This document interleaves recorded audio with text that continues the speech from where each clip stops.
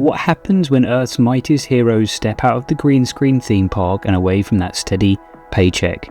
Without a cape or a hammer, their artistic choices get desperate.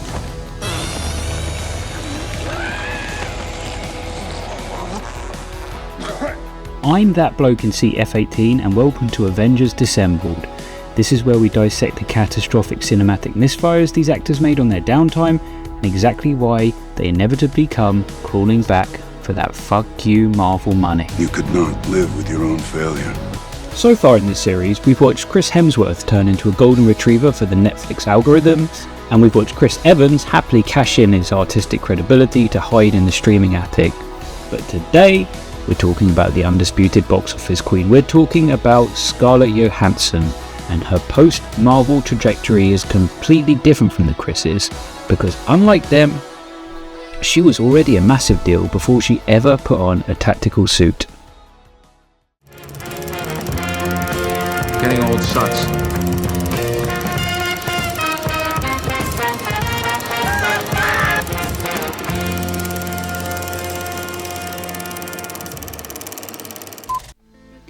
Let's rewind. Before she was Black Widow, she was the indie darling of Lost in Translation.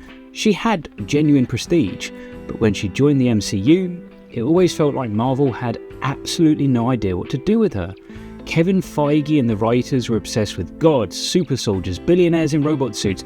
They never quite figured out how to handle the humans in the room. She and Jeremy Renner's Hawkeye were consistently treated like the backup dancers. It took them a full decade to finally give her a solo movie, and they only did it after they had killed her off in Endgame. But let's be honest, Black Widow, when it finally arrived, it was a bit meh. It was a day late and $1 short, and Johansson knew it. So what she'd do? She sued the mouse over the streaming critics. She burned the bridge. She told the press her story was done. But where do you go when the biggest franchise on earth has left you? If you're Scarlett Johansson, you tried to have it both ways. On one hand, she goes back to the prestige roots. She drops phenomenal performances in Marriage Story, Jojo Rabbit. Then she runs to Wes Anderson. Her Wes Anderson era is genuinely fascinating to watch because it's a masterclass in audience division. 50% of audiences absolutely loved her in Asteroid City and 50% couldn't stand it. But then she does the Phoenician scheme, and the exact 50% who hated her in Asteroid City suddenly loved her in Phoenician, while the 50% who loved Asteroid absolutely hated it. But that's the Wes Anderson conundrum. Wes Anderson is always going to Wes Anderson, and audiences are always going to be split right down the middle. But here's the depressing reality of the modern box office. Divisive, big-budget auteur cinema doesn't pay billionaire bills. She proved that when Apple threw $100 million at Fly Me to the Moon, and nobody bothered to show up at the theatre. So to subsidise the art, she had her own era of non-Marvel CGI slop. We got the tonally unhinged, brain-dead action of Lucy. Miraculously, that made $500 million. But then we got the incredibly misguided, visually hollow Ghost in the Shell, which rightfully bombed. And she learned a very important lesson during that slop era. It really is hard to launch an original blockbuster, which brings us to the pivot. Johansson doesn't need to go to Netflix to make her money because she is a theatrical giant. She realised she just still needs an IP to keep that crown. So she didn't reinvent the wheel. She found a different, equally massive CGI machine to stand in front of.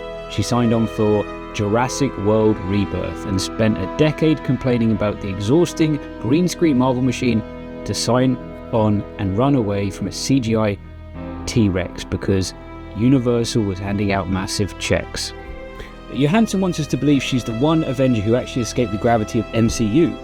She sued the studio, she did her indie darling, she found a new franchise, and she swears up and down in every single interview that Natasha Romanoff is dead and buried.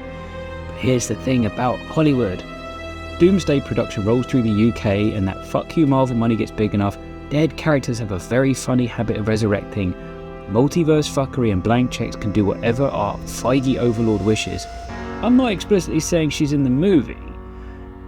She's been seen on set a few times. I'm just saying, look, if you happen to see a familiar face standing next to Robert Downey Jr.'s Doctor Doom this December, don't say I didn't warn you. Next time on Avengers Disassembled, Jeremy Renner, Hawkeye, the man who is great at playing an arsehole because it comes naturally, and the only Avenger who traded his Hollywood clout for butt rock albums, vanity apps, and Paramount Plus dad TV.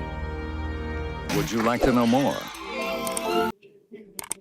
Movies, popcorn.